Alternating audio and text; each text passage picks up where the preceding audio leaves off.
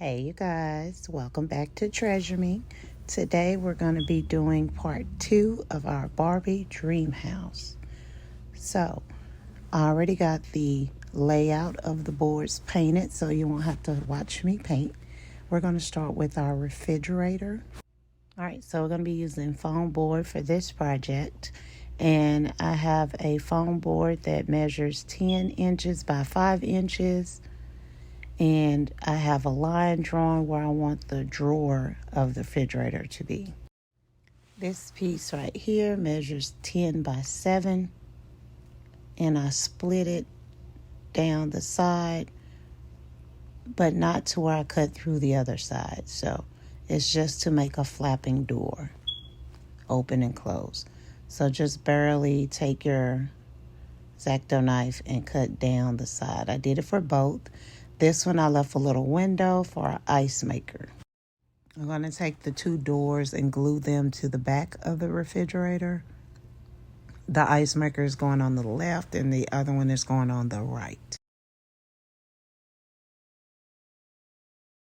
All right, now I have the doors glued onto the refrigerator. So next, what we're going to do is build the drawer of the refrigerator.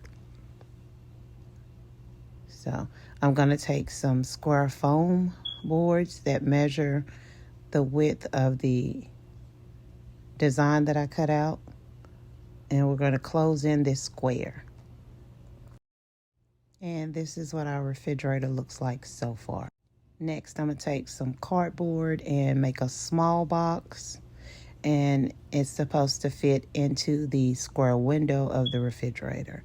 Before I do that, I painted it black. Well, it's like a coal charcoal gray. And I'm going to take a piece of cardboard with a silver cardstock and glue it in the top part of the ice maker, and then another piece in the inside of the ice maker. That's supposed to act like a push button to drop the ice down. Now that we have it, we're going to go ahead and take some silver cardstock and line up the entire refrigerator on the outside. Now that our refrigerator is lined with the silver cardstock, we're going to go ahead and put our ice maker in the window. And this is what it should look like, front to back. Now inside the drawer of the refrigerator, I glued 2 ink cartridges together, but I cut a piece off of them first so that they can fit inside of the drawer. That's going to act like a shelving unit to store frozen foods. In the inside of the refrigerator, I just put shelving units where I wanted them with foam board, and then I have clear plastic on the ends of them to make them look like shelving unit. That's how it looks in the inside. Also in the inside, I used ink cartridges as well on the bottom shelf and cut a little piece off of them so that they can act as sliding drawers inside of the refrigerator.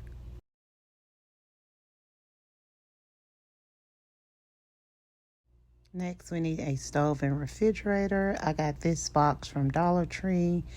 And make sure y'all pull the paper off, because I've been known to paint with the paper on. It just caught my eye this time. So we're going to pull the paper off of both of them, and we're going to paint both of these boxes pink. For these 2 boxes, I'm using the pure pink that I use for the walls. And this is what it looks like. I got it off of Amazon. It was just like 97 cents. All right, so let's go ahead and get these boxes painted. All right, now that our boxes are painted, I'm going to take one of the boxes for the stove. I cut a black square of foam board for the front of the stove, and then another piece of foam board for the top of the stove. I'm also going to put this shiny vinyl in front of the stove. Then I'm going to take silver cardstock and cut a square out and put it around the black vinyl. That's going to give us our door look of our stove. The stove didn't have enough height to it, so I extended the floor using foam board and topped it off with a cereal box. And now I'm going to paint it pink to match the cabinet. All right, now that I have the base pink, I'm going to take 2 more of the boxes and I'm going to paint them pink as well. And this is going to be glued together for our island. And I'm still using the same pink blush paint that we use for the walls.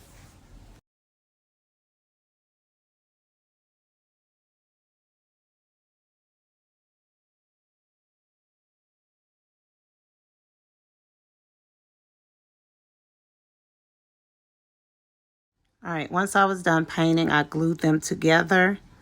And now I'm going to take a piece of white foam board to make the countertop. I made the foam board long enough so that it hangs off of the edge of the island. And then I'm going to wrap it with some marble contact paper that I got off of Amazon. Now I have a printed microwave that I'm going to glue onto some black foam board. And I'm going to put it up on the cabinet above the stove.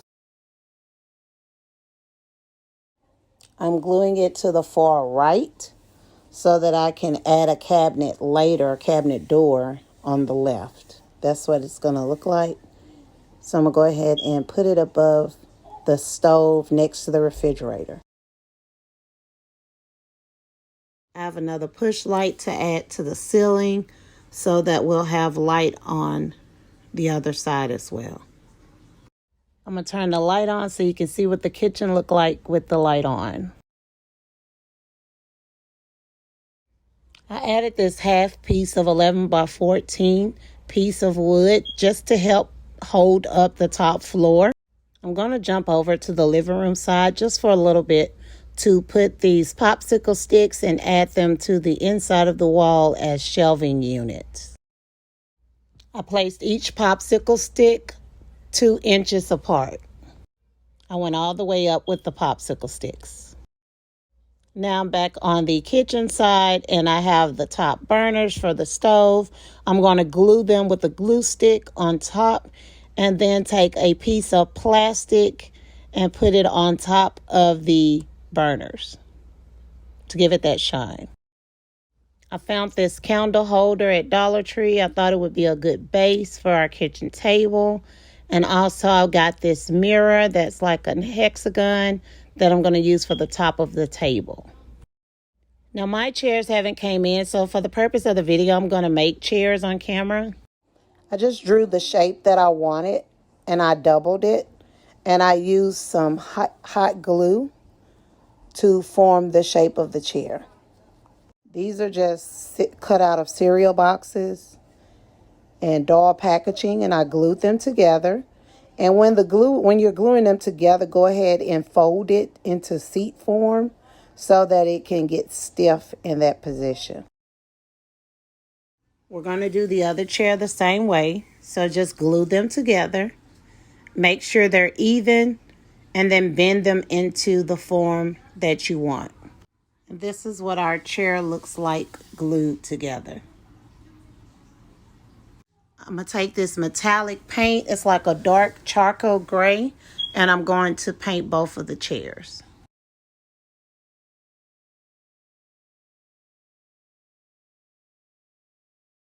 All right, now that our chair is painted, I painted some wooden dowels to add to the bottom of the chairs.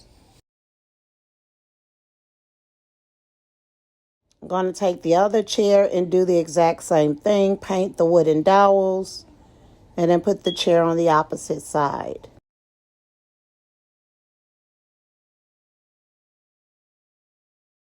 All right, now we're going to move over to the living room side of the dollhouse. I have this box that was a webcam for my computer at work. And I'm going to use this as the seat of the couch.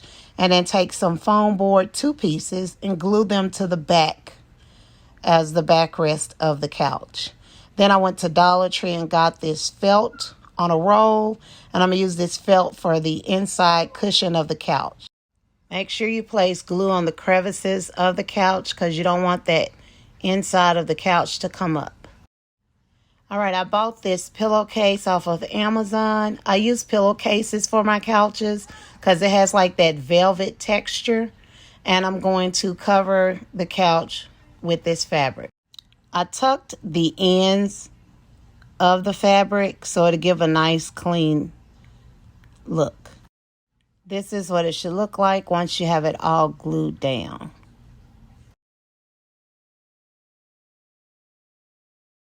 Next, I'm going to cut out a piece of cereal box that's the same width of the back of the chair and fold a piece of fabric over and pull it tight so that we can glue it to the back where the fabric didn't cover the entire chair at the bottom.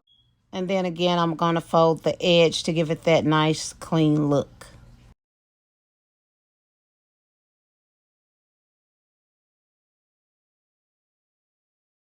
And this is what it looked like at the back.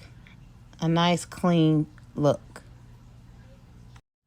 Now it's time for the armrest. I covered them with the white felt as well. Now with the fabric of the arms, I actually sewed it like I do pillows. Turned it inside out, like sides together, so that I can slide the armrest into the pillowcase. All right, now that I'm through sewing it, I'm going to turn it. I left a little piece open, so I'm going to turn it inside out. And we're going to use that to slide our armrest inside.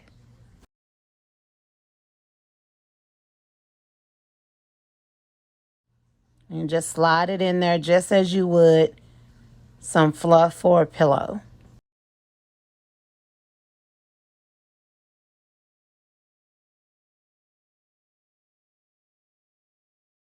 When you sew it inside out, it gives it that nice clean look for the armrest all the way around.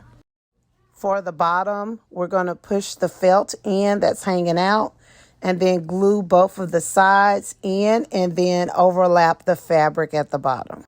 Now that we have both of our armrests finished, we're going to use a generous amount of glue and glue them onto both sides of the couch.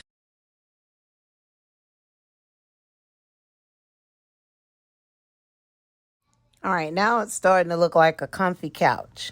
This is what it looks like towards the back. I don't know if you noticed, but the couch didn't really go with the painting of the wall that I chose, the pink. So we painted the walls the same color as the kitchen. I will be painting this shelf as well. Now we're going to make another couch. This time it's going to be a long one with one armrest. And we're trying to make the width the same as the box that we used for the other couch. I have this little foam piece that came inside of my computer. And I glued it on top of it to give that added lift to the couch. I used about 7 pieces of foam board. Then went back and took 2 of them off. Next, I cut a rectangular shape for the back of the couch and a rectangular shape for one side as an armrest. Before we glue the back of the chair and the armrest, we're going to first cover the base of the chair with the same pillowcase fabric as we did the other couch. We're going to make it neat as possible by covering the entire base of it.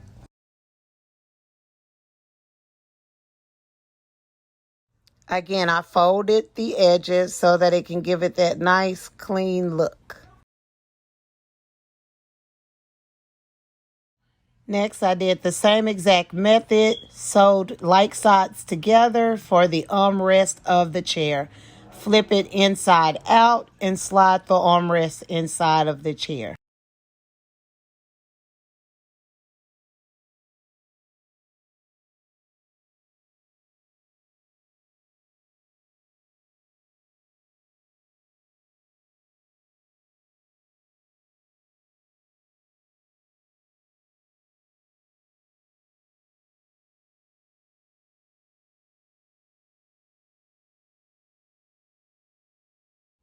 Next, I'm going to take the bottom and fold it in just like we did the armrest on the other chair.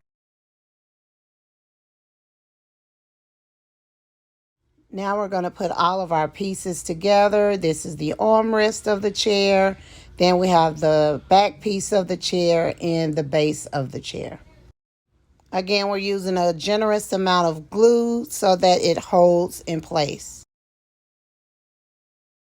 I made a pillow off camera to put in the middle of the chair. All right, so we're going to push this to the side, and I want to show y'all the plant that I made.